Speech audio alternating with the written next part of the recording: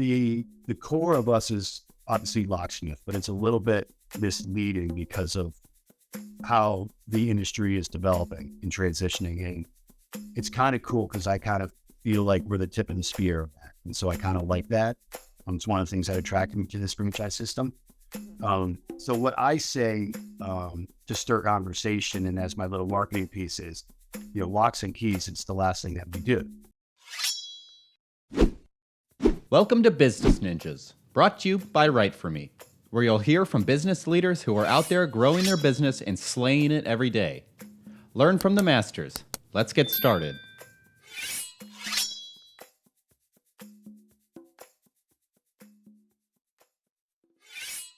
Hey everybody, welcome back for another episode of Business Ninjas. I'm here today with Mike Brown. He's the president and owner at Flying Locksmith, Metro West Mass. Mike, welcome to the show. Thank you, Kelsey. It's great to be here. Yeah, excited to have you. So Mike, why don't you start and tell me a little bit about yourself? Typical blue-collar American town, family. Grew up, strong family roots in the western part of Massachusetts. Dad was a telephone worker. Mom was a school bus driver, so that she could be around for me and my older brother. Grew up playing sports, football, basketball, baseball, traditional stuff, riding motorcycles and four-wheelers and just being boys, causing havoc in the woods, it was a great upbringing. I enjoyed it a lot. Good school, good friends, good town. It was awesome. That's fantastic. Yeah. I was kind of the hellraiser. Being the youngest, I needed to get my attention one way or the other, and I chose misbehaving. And that led me to, my senior year in high school led me to the Marine Corps, which is another story that's a little bit longer, so I'll just skip over that. But the Marine Corps attracted me, and so at 17, I came home and I asked my dad if he would sit and talk with the recruiter. And he said, absolutely not. And I said, I leaned on my mom, and my mom said, talk my dad into it. And he said, finally, but I'm not signing anything. I'll listen to him, but I'm not signing anything. And so Staff Sergeant Samuel Heflin came over on I believe it was a Tuesday night, October the 18th, 1990. And he started talking. My dad didn't even look at me. He just stared at me across the table. About 5-10 minutes into it, he goes, "You really want to do this?" And I said, "Yes, sir." He's, "Give you the papers." Signed them right there. Boom. So that was it, man. I was in. I left for boot camp June 5th, a couple days before high school graduation, 1991, and I was off and running. So I did 8 years in the Marine Corps Reserve as infantry. During that time, I also went to Boston College, marketing and advertising. That led me to, upon graduation, led me to New York City. And then from there, I ended up doing 25 years on the media side of it, buying ads and then selling and sales management of ads for radio and television. And then that kind of leads us to becoming an entrepreneur. So I don't know, hopefully that's enough. That's fantastic story, kind of leading you up to where you are now, president and owner. And I do just want to thank you. I know I shared with you, off camera that I have 2 brothers in the Marine Corps, so I appreciate your service and the dedication to the country. So talking a little bit about kind of now in your position, president and owner of Flying Locksmith, Metro West Mass. Talk to me a little bit about what Flying Locksmith does. So the core of us is obviously locksmith, but it's a little bit misleading because of how the industry is developing and transitioning. And it's kind of cool because I kind of feel like we're the tip of the spear of that. And so I kind of like that. It's one of the things that attracted me to this franchise system. So what I say to stir conversation and as my little marketing piece is, locks and keys, it's the last thing that we do. And it's because it's true in the physical sense. So we do a lot more than the traditional locksmithing. We do access control with key fobs or cell phones, fingerprints, and and all of that. We do cameras, we do intercoms. We'll rip out and repair or replace your door and frame. We do all of the ADA compliant hardware, all the handicap openers and things that make a facility easy to access and to exit for handicapped people. Fire life safety code. We do safes and vaults and lock boxes. Yeah. So, I mean, the old saying, well, not the old saying, the corporate saying is if it's on the door, we handle it. But for me, I go with the locks and keys. It's the last thing we do because we'll come in, we're like a one-stop shop. Now, instead of having to call 3 or 4 different companies to put in an access control system, we can come in, it's one-stop shopping. So it's like, all right, well, that door and frame is messed up. We're going to need to replace it. We'll do that first. Then we're going to put on the hardware. Then we're going to run the wire, put in the access control and the cameras. These are all different skill sets that normally you would be hiring different vendors for. Yeah. And so the last thing that we do before we leave is we'll rekey the lock and then issue you new keys, because all of that is useless if someone that you fired 6 months ago still has the key. Right. And you key it. So locks and keys is the last thing we do, because literally we'll do all of this other stuff. And the very last thing that we do before we leave is we change the lock and the key, which is what traditional locksmith was for so many years. That's really interesting. So it sounds like, there's kind of 2 different arms of the business, if I'm hearing this correctly. It sounds like there's the residential, or like the individual homeowner, what have you. And then there's also kind of the commercial arm to the business. Am I hearing that right? Yeah, 100%. We do both. The commercial is more of what I was just describing. Obviously the residentials is more of the traditional lock and key. Occasionally they want, a camera system installed, but they've come so far in the do-it-yourself world that it's usually not like a big part of what we do, because honestly, I try to tell people, like, are you good with a screwdriver? Are you comfortable with that? And they're like, yeah. I'm like, read the instructions, give it a shot. If it doesn't work, call me back, because otherwise I'm going to feel bad taking your money, because it's really not that hard. You can do it yourself. They made it simple. Yeah. So the commercial side is more intricate, and that's where you need an expert, which is what. Interesting. So you said before, that you have a background in marketing and advertising. Talk to me a little bit about how, that has helped you grow, Flying Locksmith. So that's interesting. Obviously, I can use it to generate leads and advertising and marketing of my business and my franchise, which I do. But the big part of actually what I did, or what I used to describe to my family and friends, and they would be like, what do you do? Because no one knows about the media world. It's like this separate little universe. And unless you're in it, it's really hard to explain to people. You're like, what? So to break it down, I'd be like, I build relationships, which fit me perfectly. And so to my own surprise, when I bought this franchise, thinking I'm not a locksmith and I don't know anything about locksmithing at all, this is going to be a wild ride. In terms of running the business, it's not, because at the end of the day, it still comes down to relationships. Residential, not so much, because usually it's a one-off. We're going to come, you buy a new house or whatever, we come, we key your house. You don't call me again unless you go buy another house. On the commercial side, however, there's the repeat business, and that's where the relationship comes in.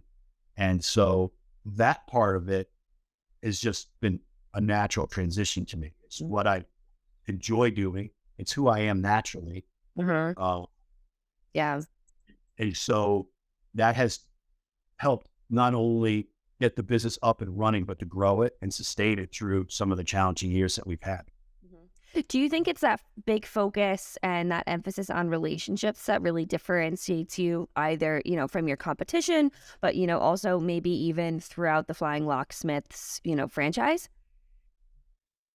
I do. In terms of competition, you have, the old school, old valued locksmiths, and they basically have a shop and maybe a few vans out there, and they sit back and they wait for you to call them, and then they serve you, and then they forget about you until you call them again. They don't proactively build and foster relationships, in my opinion. And from what I've gathered from the clients that I've acquired from those other locksmiths. In terms of within the franchise system, I think that it's fair to say, for the most part as well, there's 90 locations in the system, and each of the owners, we come from a different background. The franchise model is set up that they do not want the owners to be locksmiths, to be in a van doing the job. They want us growing the business, creating a customer experience. We hire professional locksmiths to go do the work. And that's a big difference from the traditional guy, because he's not doing that customer service thing. The owner is in the van running around doing jobs, distracted, gets home exhausted, right? He's not doing thank you notes, follow-ups. But at the same time, going back to within the franchise system, the difference of the owners and their different backgrounds, you have some owners that aren't comfortable face-to-face with a client.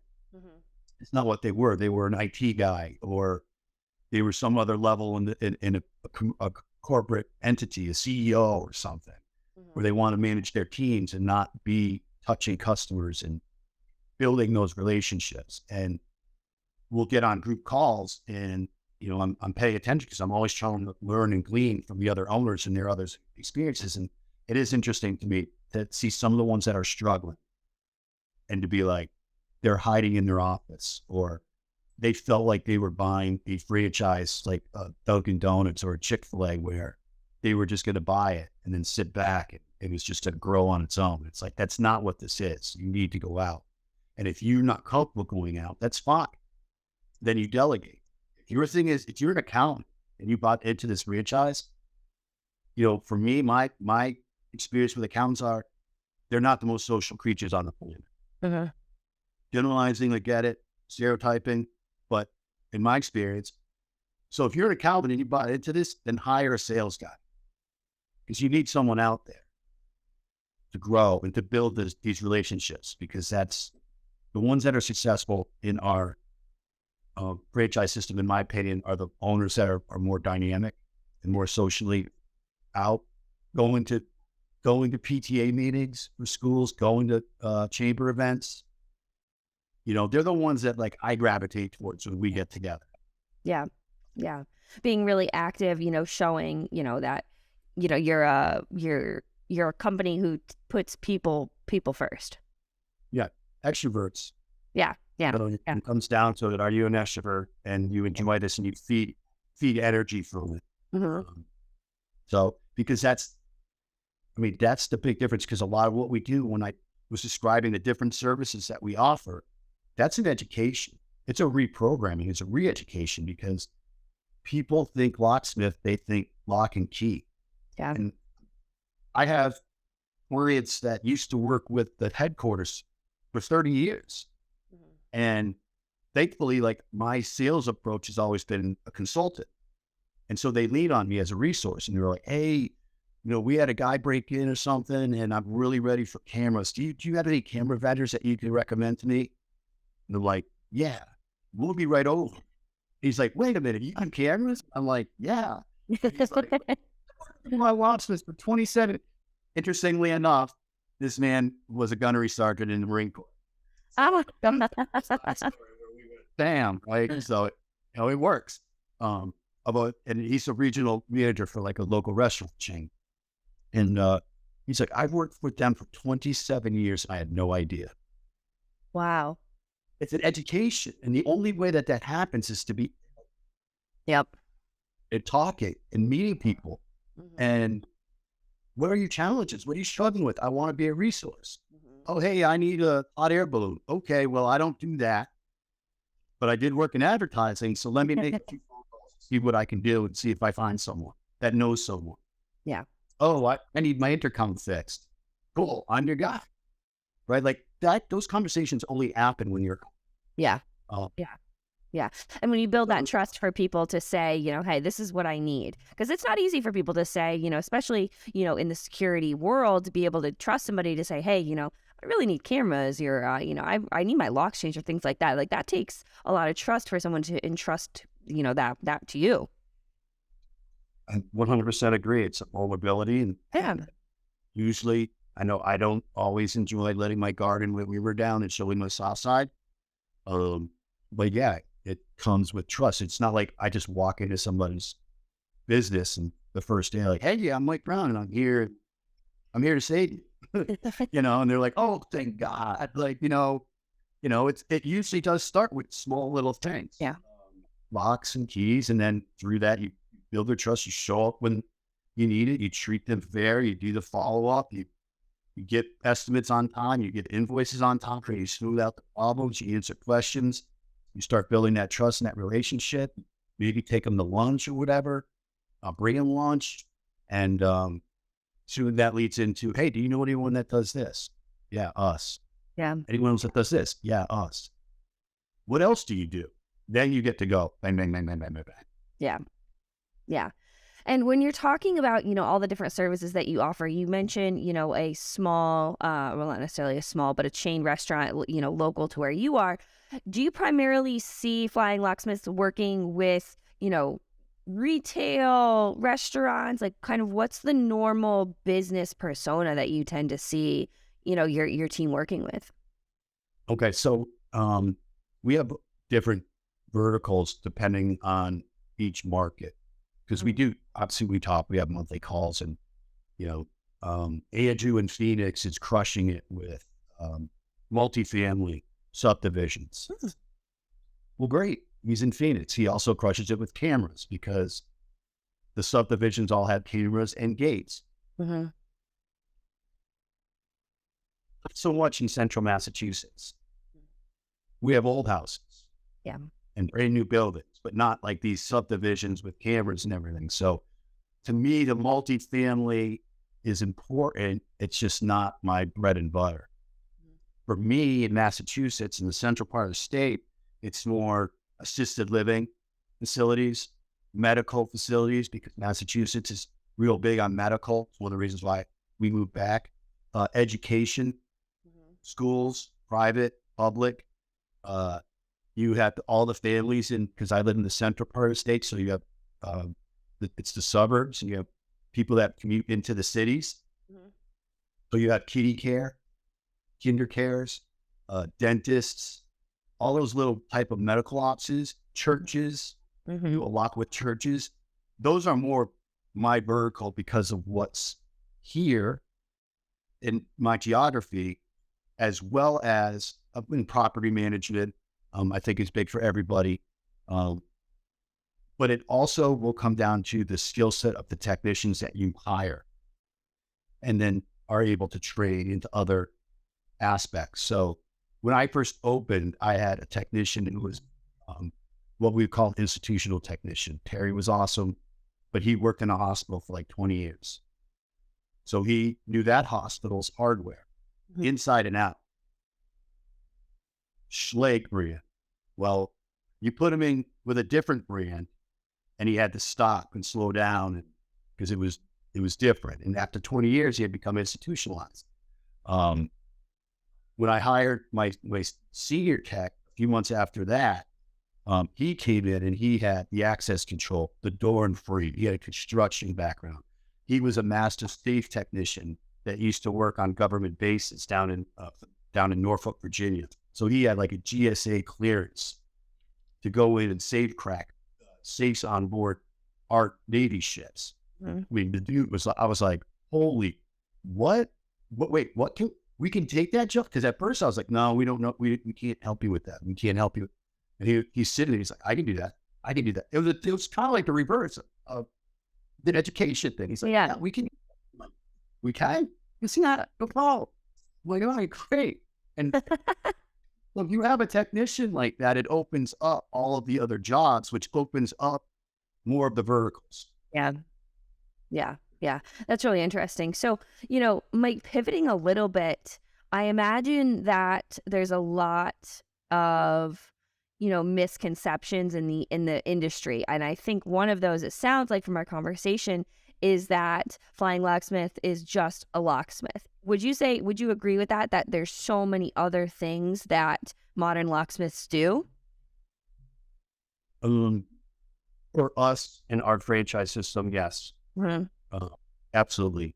And there's an internal debate going on right now about rebranding, because there's some people that feel like that is limiting people.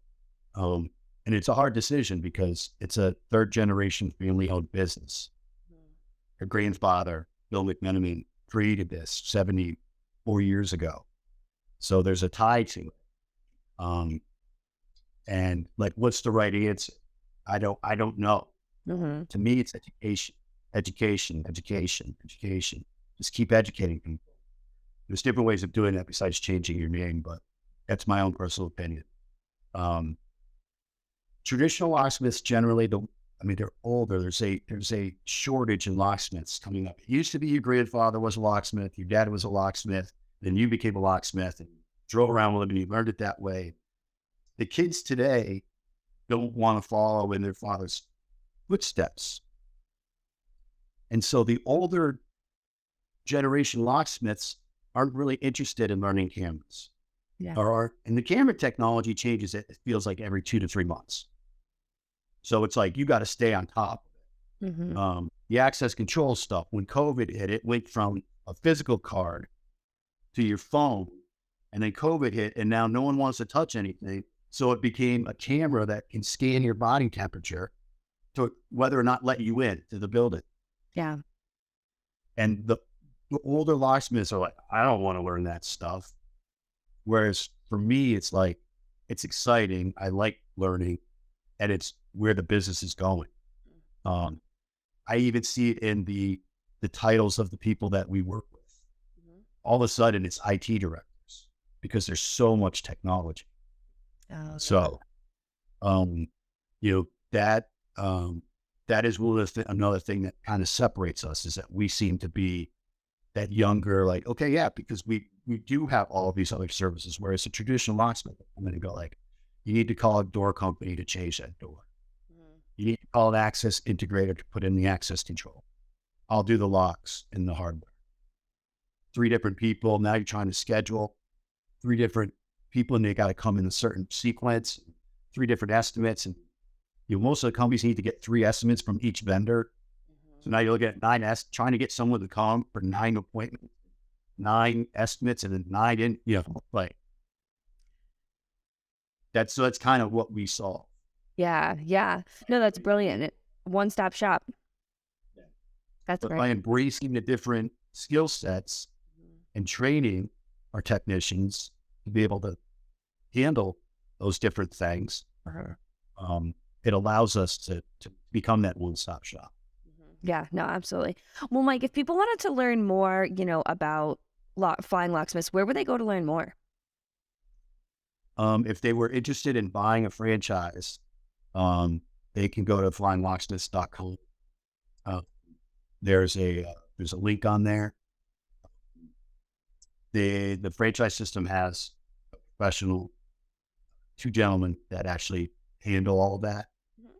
And then maybe you'll end up on a call with me, because we have validation calls where they call and they get to ask owners questions. And it's always fun to 6 years into it to hear the questions that future owners or prospective owners are asking, and hearing a little bit of the uncertainty and the fear.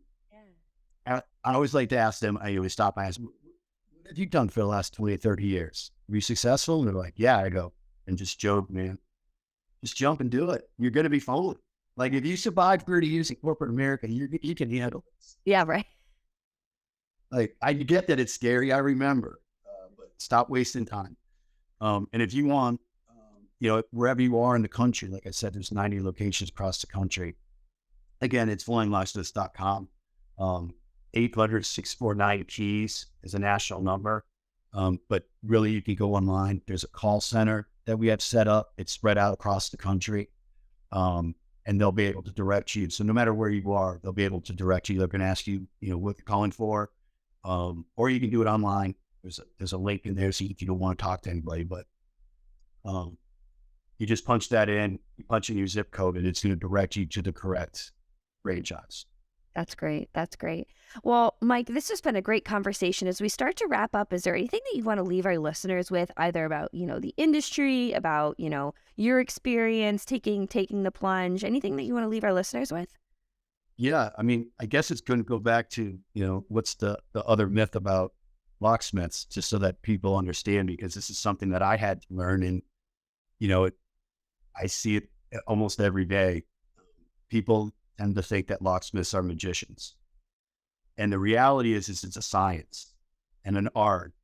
Well, what do you mean you can't make this key fit this, and this? Well, you have 3 different brands. You have a Schlage, a Kwikset, and a Yale. Those companies do not play nice together. They're competitors. So they do not accept the same physical key. And you see it a lot, residential people, because in the older houses, they had some guy that went to the store and the machine was on sale. So he put on that knob, and a year later, another doorknob broke. And so he went, whatever was on sale, that one, now he's got 2 different ones. And so we see that a lot, because there's a lot of old houses where we operate. And it's like trying to calm people down. But you're a locksmith. Yes, we are. Or the other myth is that they're paying for the time. Oh. So if you're locked out and we show up and sometimes we're able to get you in 5 minutes, and people are very upset. I'm not paying that. You're only here for 5 minutes. Well, you're paying for 35 years of experience and a piece of equipment that cost a few $1,000s, and a huge van that just drove here, dropped whatever they were doing, drive to you in your emergency and need. That's what you're paying for. Yeah. Thankfully, the guy it's cold out and raining, and my tech was able to get you in 5 minutes. Sometimes it takes 15. Yeah. But the industry's changing. We're changing with it. We have our owners are young. They grew up in the trade. But they're young. They're younger than me. They're impressive. They embrace technology. We still have the old school. We just mix it with a lot of technology, and the understanding that customer service and the customer experience is and relationships are first and foremost. We're Flying Locksmiths. So it's been a good 6 years, and I appreciate it, and I've enjoyed it, and I'm looking forward to the next 6. Well, Mike, this has been a great conversation. I appreciate you breaking down all things Flying Locksmiths, your experience being, a franchisee owner, the changing industry, really just talking about all things business. I think this was a great conversation. I really appreciate you being on Business Ninjas today. Thank you very much, Kelsey. I enjoyed it.